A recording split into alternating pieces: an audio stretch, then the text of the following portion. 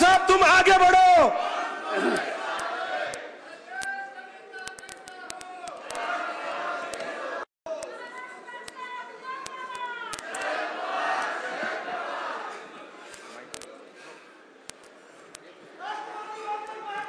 अध्यक्ष शशिकांत शिंदे यांची आजच्या सभेने विचारायचे या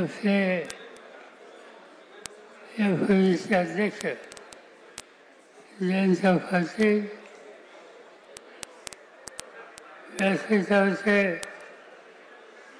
सर्व मान्यवर आणि उपस्थित सहकारी बंधू भगिनींनो, आज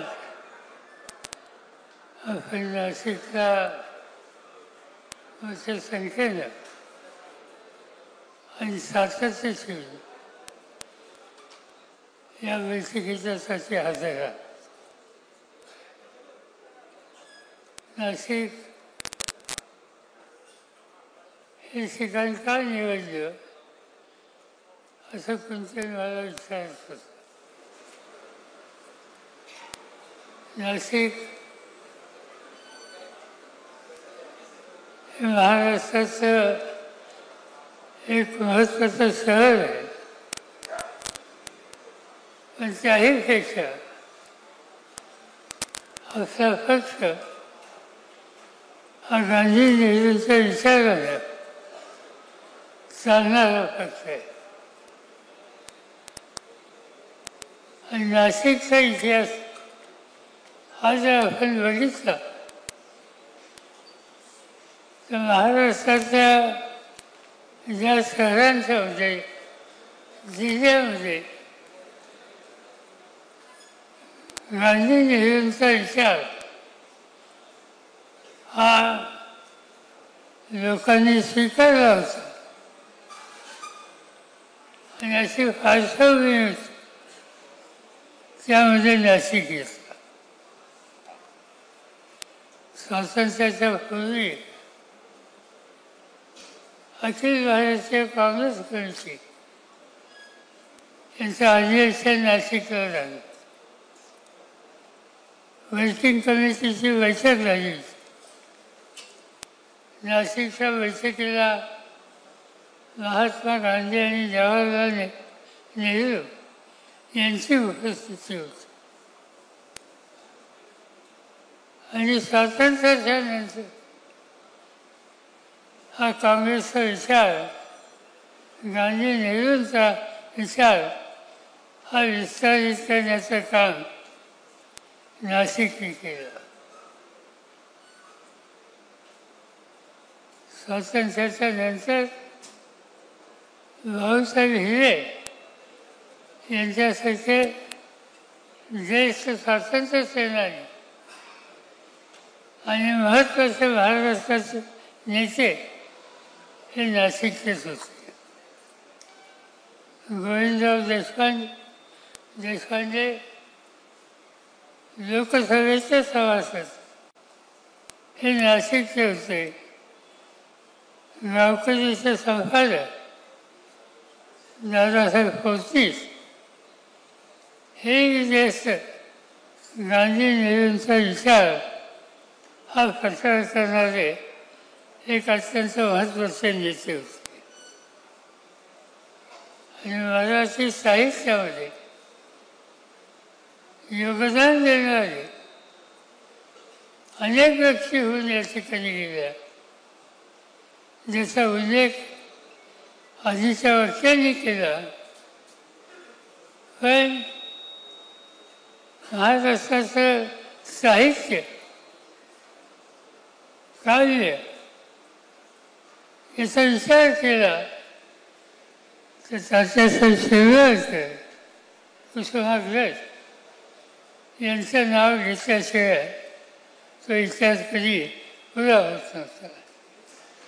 आणि तात्यासाहेबांचा आयुष्याचा मोठा काळ हा नाशिकला गेलेला होता. आणि म्हणून अशी ही पार्श्वभूमी ही नाशिकची पार्श्वभूमी आहे. स्वातंत्र्याच्या नंतर यशवंतराव चव्हाणांच्या सारखा एक मोठा नेता महाराष्ट्राला मिळाला. महाराष्ट्राची निर्मिती त्यांच्या प्रयत्नातून एक वेळ 1960 साली झाली. संपूर्ण महाराष्ट्रामध्ये एक अतिशय आनंदाचं वातावरण त्या कालखंडामध्ये होतं आणि संपूर्ण महाराष्ट्राला प्रगतीच्या दिशेनं न्यायला दृष्टी असलेला असा नेता म्हणून महाराष्ट्राची जनता ही यशवंतराव चव्हाणांच्याकडे पाहत असते. त्याच काळामध्ये चीनचं युद्ध झालं. चीनने हल्ला केला. व्ही के कृष्ण मेनन नावाचे ग्रस्त देशाचे संरक्षण मंत्री होते आणि त्यांच्या कालखंडामध्ये देशाचा अभूतपूर्व असा पराभव झाला. जवाहरलाल नेहरू प्रधानमंत्री होते पण ते अतिशय अस्वस्थ झाले. लोकांच्याच नाराजी होती. पराभव झाल्यामुळे भारतीय सेना सैन्य दल याचा आत्मविश्वास झाला होता आणि पुन्हा याची उभारणी करण्याची आवश्यकता होती. आणि त्यावेळेला पार्लमेंटने आणि विशेषतः जवाहरलाल नेहरूंनी एक निर्णय घेतला की आता या चीनच्या धक्क्यातून भारताला सावरायचं असेल तर महाराष्ट्राच्या मुख्यमंत्र्यांना दिल्लीमध्ये निमंत्रित केलं पाहिजे आणि यशवंतराव चव्हाणांना संरक्षण खात्याची जबाबदारी ही त्या ठिकाणी दिली. गंमत अशी की चव्हाण साहेबांनी ज्या दिवशी संरक्षण खात्याची शपथ घेतली त्या संध्याकाळी चीनने आपलं सैन्य मागं करायला सुरुवात केली. यशवंतरावजींनी हा मोठा विश्वास सैन्य दलाला आणि देशाला दिला. पण ते खासदार नव्हते. खासदार होण्याची आवश्यकता होती आणि त्यावेळेला ती खासदारकीची गरज भागवण्यासाठी नाशिककडे सुधारली आणि नाशिकने यशवंतराव चव्हाणांना विरोध देशाच्या लोकसभेमध्ये पाठवला. हा या नाशिकचा इतिहास आहे आणि म्हणून मला आनंद आहे की शशिकांत शिंदे त्यांच्या सगळ्या सहकार्यांनी आपल्या सगळ्यांना नाशिकला या ठिकाणी निमंत्रित केलं. आज सकाळपासून अनेकांची भाषणं तुम्ही सगळ्यांनी ऐकली. काही लोकांनी अतिशय चांगली मतं मांडली. प्राध्यापक सुभाष वाजे असतील, पैगंबर शेख असतील, जितेंद्र आव्हाड असतील, अशोक वानखेडे असतील, जयंत पाटील असतील, सुफियाचे आणि बाकीचे सहकारी या सगळ्यांनी दिलेल्या विषयाची मांडणी ही आपल्या सगळ्यांच्या अतिशय चांगल्या रीतीने केली. नाशिक काळजीचं एक वैशिष्ट्य आहे आणि ते म्हणजे हा एक उत्तम शेती करणारा हा जिल्हा आहे आणि या शेतीचं वैशिष्ट्य फलोद्यान आणि फुलं.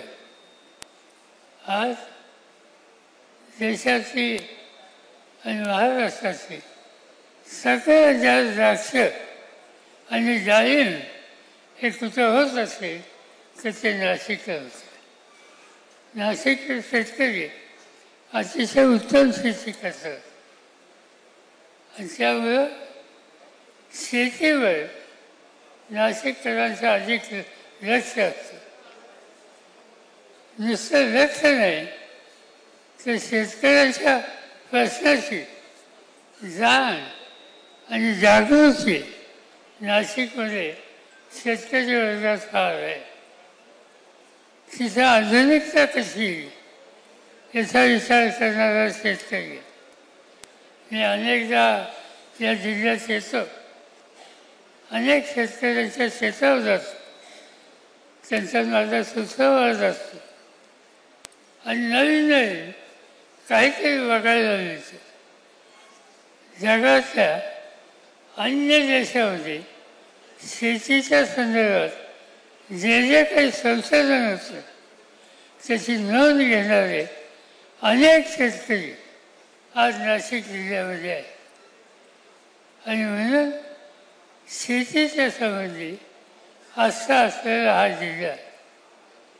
तुम्हाला आठवत असेल एक काळ असा होता की महाराष्ट्रामध्ये शेतकरी संघर्षाच्यासाठी रस्त्यावर उतरला आणि त्याचं नेतृत्व शरद जोशींनी केलं.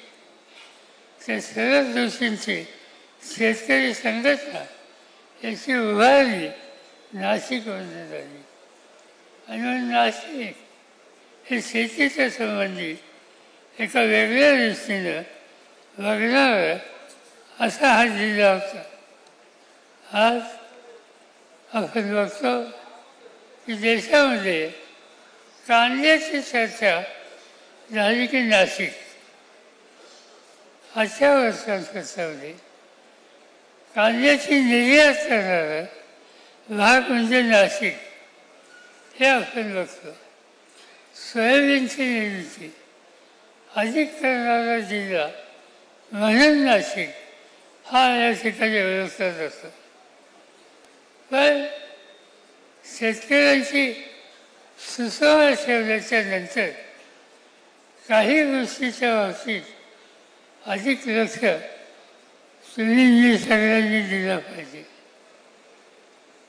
कालची लोकसभेची निवडणूक झाली, 3 जागा इथं होत्या. आधीच एक वगैरे गुरुजी मोठ्या वर्षात निवडून आले, दुसरी सिन्नरचे वाजे तेही मोठ्या वर्षात निवडून आले आणि तिसरी अर्धी जागा शोभाताईची हा दिला ना कंबाईन सीट. म्हणजे 3ही जागा नाशिककरांनी आपल्या विचाराच्या दिले. इथं सगळं आपण ठेवलं आणि त्या सगळ्या प्रचारामध्ये मी इथं असताना एकच गोष्ट दिसायची. सगळं शेतकरी वर्ग त्याची तरुण पिढी ही जीवाभावाने तुम्हा लोकांच्या विचाराच्या मागे राहिली आणि त्यामुळेच हे यश आपल्या सगळ्यांना आज या ठिकाणी आले. आज केंद्र सरकार शेतकऱ्यांच्याकडे कशा पद्धतीने बघतं याचा विचार करायची गरज आहे. शेतीमालाच्या किमती घसरल्या, निर्यातीचं धोरण योग्य नाही. कांदा निर्यात करायची म्हणजे त्याचं बंधन यायचं, अन्य गोष्टी महत्त्वाच्या त्याच्यावर बंधन येतात. हे सरकार या सगळ्या गोष्टीच्या बाबतीत उदासीन आहे.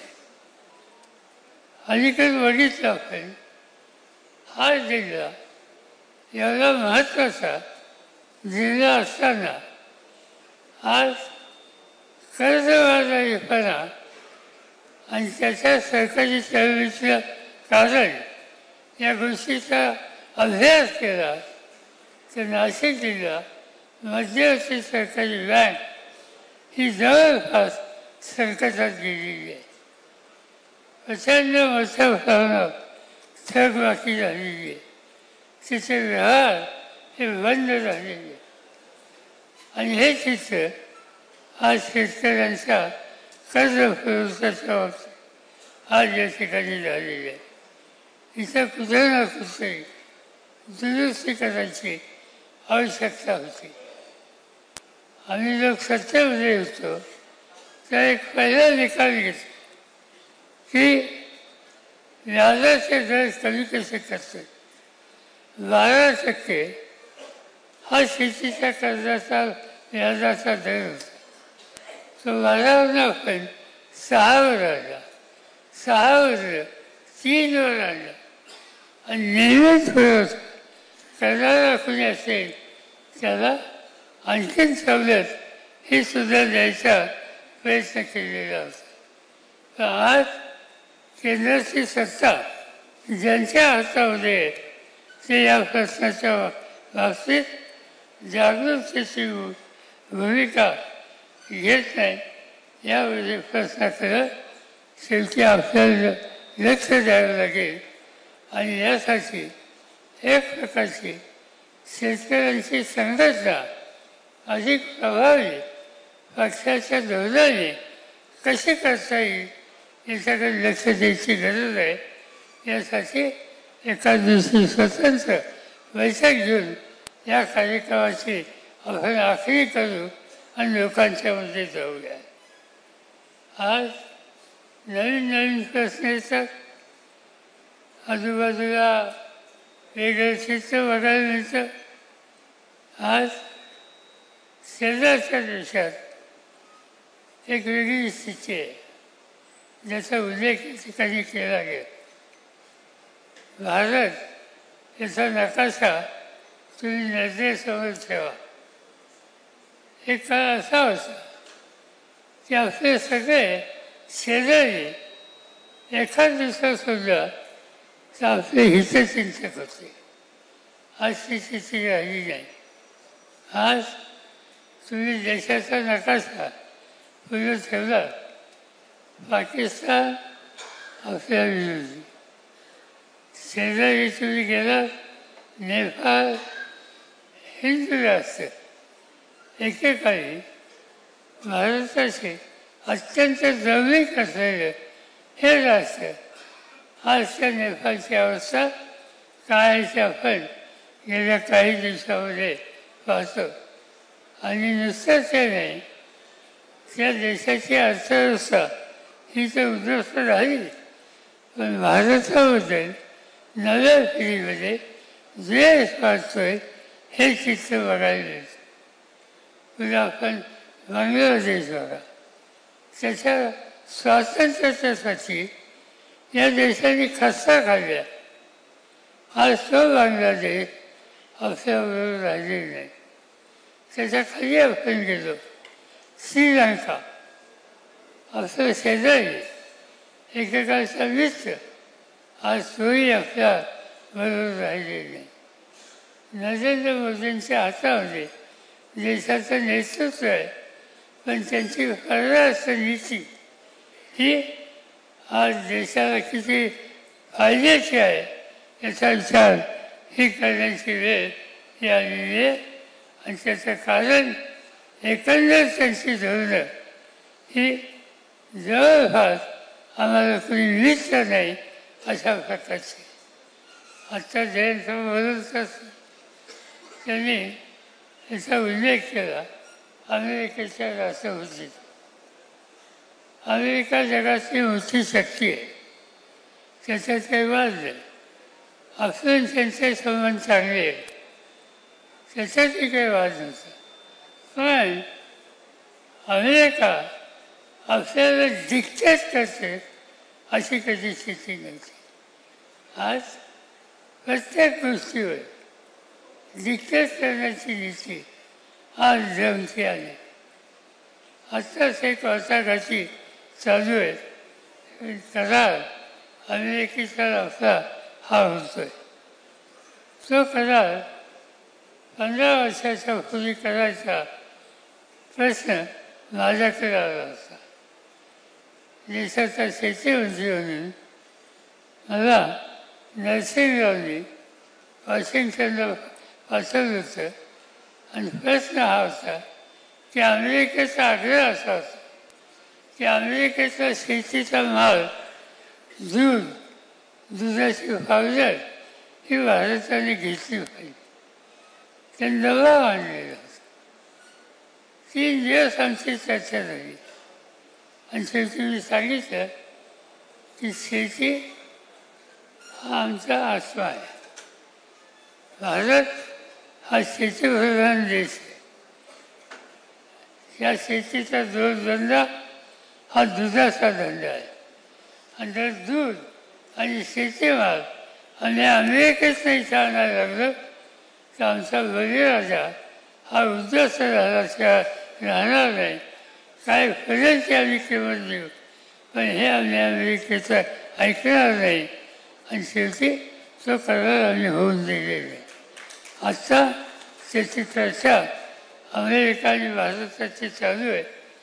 आपण अपेक्षा करूया की मोदींचं सरकार या प्रश्नावर चाल भूमिका घेईल. जरी किती दमदाची जमणी केली अमेरिकेच्या राष्ट्रपतींनी तरीही त्यामध्ये तडजोड करणार नाही अशा प्रकारची अपेक्षा आज त्यांच्याकडून झालेली आहे. इतर अनेक गोष्टी आहेत. आधीच्या वाक्यांनी अनेक गोष्टीवर अतिशय चांगलं विवेचन तुमच्याबरोबर केलेलं आणि म्हणून त्या खोलात मी जात नाही.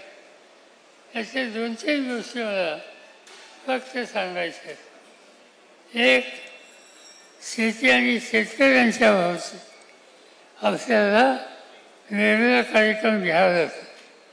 कारण गेल्या 8 महिन्यामध्ये महाराष्ट्रामध्ये 1183 शेतकऱ्यांनी आत्महत्या केली गेल्या 8 महिन्यामध्ये.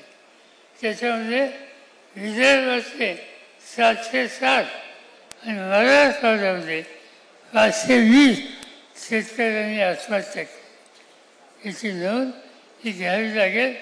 आग्रह करून राज्य आणि केंद्र सरकारला या बाबतीत कठोर पावलं टाकण्याची भूमिका मांडावी लागेल. आणि जर या ठिकाणी केंद्र आणि राज्य सरकार बघ्याची भूमिका घेत असेल तर आपल्याला त्याबद्दलचा कार्यक्रम एक वेगळा घ्यावा लागेल. त्याची तयारी ही आपण करूया. एक महत्त्वाचा प्रश्न आज सगळं महाराष्ट्रात झाला आणि तो प्रश्न आरक्षणाचा. जितेंद्र आव्हाड यांनी त्याच्याबद्दल सविस्तर चिंतन आपलं पुढे केलं. मला स्वतःला वाटतं या सगळ्या प्रश्नाकडं एका वेगळ्या दृष्टिकोनातून बघितलं होतं. जे काही चित्र दिसतंय ते चित्र चांगलं नाही. मी जिल्ह्यांची नावं घेत नाही पण काही जिल्ह्यामध्ये मला लोक सांगतात की कटुता इतकी आहे की एखाद्या मराठा समाजाच्या कुटुंबानं हॉटेलचा धंदा काढला की इतर जातीचे लोक तिथं जातात. उद्या वंजारी समाजाच्या व्यक्तीने एखादा व्यवसाय सुरू केला तिथं मराठी जात नाही. असं काहीतरी वेगळं वातावरण काही ठिकाणी आहे असं ऐकायला मिळतं. हे खरं किती खोटं किती हे मी आज सांगू शकत नाही पण त्याची चर्चा आहे आणि ती चर्चा आहे ही चर्चा आपल्याला नाकारता येत नाही. आज पिढ्यानपिढ्या एकत्र असून कुटुंब आज एकमेकाच्या बद्दल गैरविश्वासाने बसतात. आरक्षण याची चर्चा सगळीकडे सुरू झालेली आहे. मला स्वतःला वाटतं की याच्या खोलात जायची गरज आहे. पण राज्य सरकार याच्याकडे कसं बघतंय याची स्पष्टता अद्याप आलेली नाही. परवा जाहीर केलं की हैदराबादचे गॅजेट यावर आधारित निर्णय घ्यावा. मी हैदराबादचं गॅजेट शब्द दोनदा वाचले. हैदराबादच्या गॅजेटमध्ये काय लिहिलेलं आहे? त्यांनी काही गोष्टी सवलती दिल्यात, पण आरक्षणाच्या संदर्भात सवलती असते त्या नुसत्या शेतकऱ्यांच्या पुतळ्या आहेत असं नाही. विजयांची हा जो वर्ग आहे त्याच्यासाठी एक वेगळं धोरण त्याच्यात आहे. विजयांचे आणि बंजारा हैदराबादच्या गॅजेटप्रमाणे यांना आदिवासीचं स्थान दिलेलं आहे. आज महाराष्ट्रामध्ये त्या संबंधीची मागणी बंजारा समाजातून विजयांचीमधून सुरू झालेली आहे. आणि दुसऱ्या बाजूला आदिवासी समाजात त्यांचं शिक्षण मलाही मिळते आणि त्यांची भूमिका काही झालं तर चालेल, पण आदिवासीच्या कोट्यात हात घालू नका. याचा अर्थ राज्य सरकार निर्णय असे घेतात की त्यांनी कर्तृत्ववादी समाजामध्ये मिळवली आणि नेमकी ते स्थिती आज या ठिकाणी दिसते. आज याचा बघण्याचा दृष्टिकोन जो आहे तो मला योग्य दिसत नाही. केंद्र राज्य सरकारने 2 समित्या केल्या आरक्षणाच्या संदर्भात. एक विजयांचीसाठी ते काय त्यांचं नाव बावनकुळेंच्या अध्यक्षतेखाली आणि दुसरी मराठा समाजाच्या विखांच्या अध्यक्षतेखाली. त्या कमिटी त्याचं कॉम्पोजिशन आपण जर बघितलं तर बावनकुळेंच्या कमिटीमध्ये आत्ता ओबीसी सोडून दुसऱ्या समाजाचा एकही सभासद नाही. आणि विखांची कमिटी बघितली तर महाजन नावाचे मंत्री हे जर सोडले तर सगळे फक्त मराठा आहे. राज्य सरकारच्या कमिट्या एका जातीच्या ह्या कधी करायच्या नसतात. तिथं सगळ्या जातीचे आणि विशेषतः प्रश्न तिथे असतील त्या घटकांना सहभागी करून त्यांच्याशी सुसंवाद करण्याच्या संबंधीची ही स्थिती करायची. पहिल्यांदा 2 कमिट्याची आवश्यकता ही होती का? 2 कमिट्या केल्या, यांच्याकडून मागण्या येतात, दुसरीकडून दुसऱ्या मागण्या.